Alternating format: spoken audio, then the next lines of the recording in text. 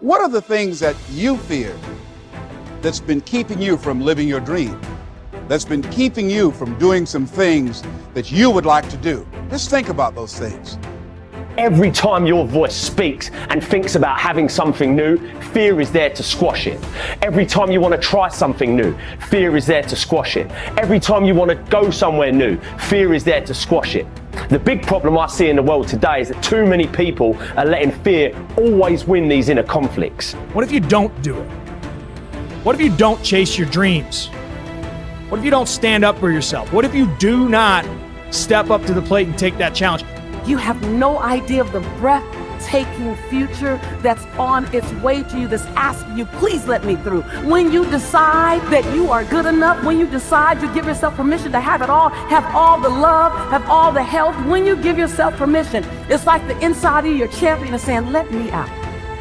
Fear forces evolution. Fear is good. Fear are instincts. Fear is the radar that tells you what you need to do, how to exist, and what's going to keep you alive. Fear can keep you in your comfort zone. It's safe there. You know what to expect, but nothing grows there. Life happens outside the comfort zone.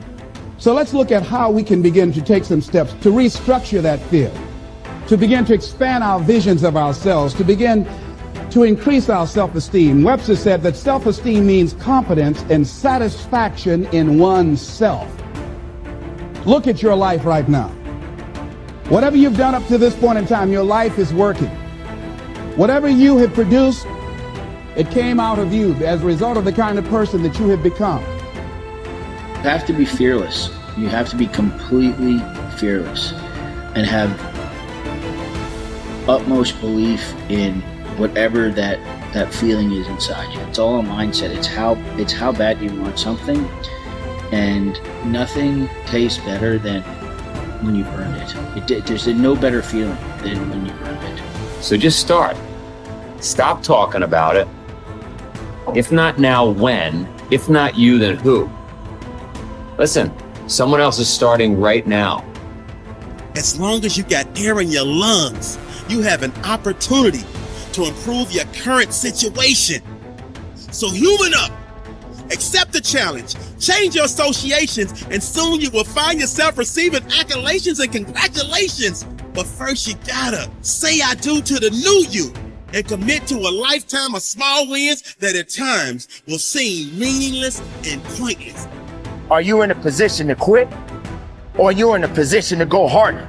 Are you in a position to go stronger? Are you willing to dig and go as far as you can in your life? Are you willing to suffer? So instead of boxing yourself in and thinking only about all the different ways that something could be bad, could break, could fall to pieces, think about all the things that you could do if you take the action. The most common fears that we experience, which often sabotage all hope for success, are the fears of failure, poverty, and loss of money. These fears cause people to avoid risk of any kind and to reject opportunity when it is presented to them. They are so afraid of failure that they are almost paralyzed when it comes to taking any chances at all. There are many other fears that interfere with our happiness. People fear the loss of love or the loss of their jobs and their financial security. People fear embarrassment or ridicule. People fear rejection and criticism of any kind. People fear the loss of respect or esteem of others. These and many other fears hold us back throughout life. The most common reaction in a fear situation is the attitude of, I can't. This is the fear of failure and loss that stops us from taking action. It is experienced physically, starting in the solar plexus. When people are really afraid, their mouth and throat go dry, their heart starts pounding. Sometimes they breathe shallowly and their stomach churns. Often they feel like getting up and running to the bathroom. These are all physical manifestations of the inhibitive negative habit pattern, which we all experience from time to time. Whenever a person is in the grip of fear, he feels like a deer caught in the headlights of a car. This fear paralyzes action. It often shuts down the brain and causes the individual to revert to the fight or flight reaction. Fear is a terrible emotion that undermines our happiness and can hold us back throughout our lives. Fear makes come true that which one is afraid of.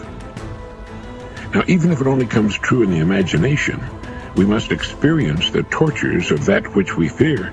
Tortures often as not worse than those if what we feared actually came to pass physically in our lives. It's why the old line, "A coward dies 1,000 deaths. A brave man dies but once," is really true. Fear makes come true that which one is afraid of.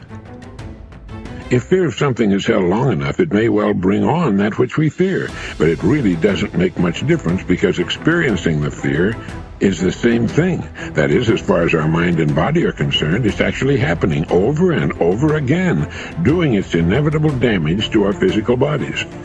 Ralph Waldo Emerson said that fear is ignorance. Whenever we're afraid of something, I don't mean the perfectly natural, normal fears that work to keep us alive, but the gnawing, unreasoning, illogical, and neurotic fear of something. It's only because we don't know the real truth about it. If we did, the fear would vanish. That would include a neurotic fear of death, the fear that we are not liked or loved, and so forth. I think the thing to remember here is that when we fear something, it takes its toll on our mind and body just as if that which we fear had in fact come to pass. And we can bring to pass that which we fear. If you want to change attitudes, start with a change in behavior. In other words, begin to act the part as well as you can of the person you would rather be, the person you most want to become. Gradually, the old fearful person will fade away. Dr. Frankl learned that by controlling his attitude, the concentration camp fell away. His mind was free to roam where he wanted it to roam, think about what he wanted it to think about. It was as free as the birds, freer really, for it could fly to the ends of the earth, to the ends of imagination in an instant. And so can yours, and so can mine. You need large amounts of self-discipline to deal courageously with all the fear-inducing events of your life. This is probably why Churchill said, "Courage is rightly considered the foremost of the virtues, for upon it all others depend." The fact is that everyone is afraid, and usually of many things. This is normal and natural. Often, fear is necessary to preserve life, prevent injury, and guard against financial mistake. So, if everyone is afraid, what is the difference between the brave person and the coward? The only difference is that the brave person disciplines himself to confront, deal with, and act in spite of the fear. In contrast, the coward allows himself to be dominated and controlled by the fear. Someone once said that with regard to warfare, although it applies to any situation, the difference between the hero and the coward is that the hero sticks in there 5 minutes longer.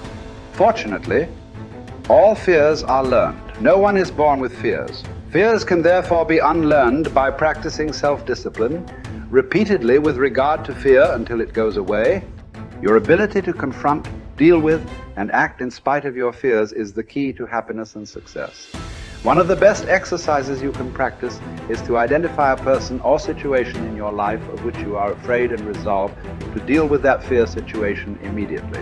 Do not allow it to make you unhappy for another minute. Resolve to confront the situation or person and put the fear behind you. The only way to deal with a fear is to address it head on. Remind yourself that denial is not a river in Egypt. The natural tendency of many people is to deny that they have a problem caused by fear of some kind. They're afraid of confronting it. In turn, it becomes a major source of stress, unhappiness, and psychosomatic illness. Be willing to deal with the situation or person directly. As Shakespeare said, take arms against a sea of troubles, and in so doing, end them. The companion of fear is worry. Like twin sisters, fear and worry go around together. Mark Twain once wrote, "I have worried about a lot of things in life, and most of them never happen." So if you want to do something, if you've thought about something you want to do, take it head on.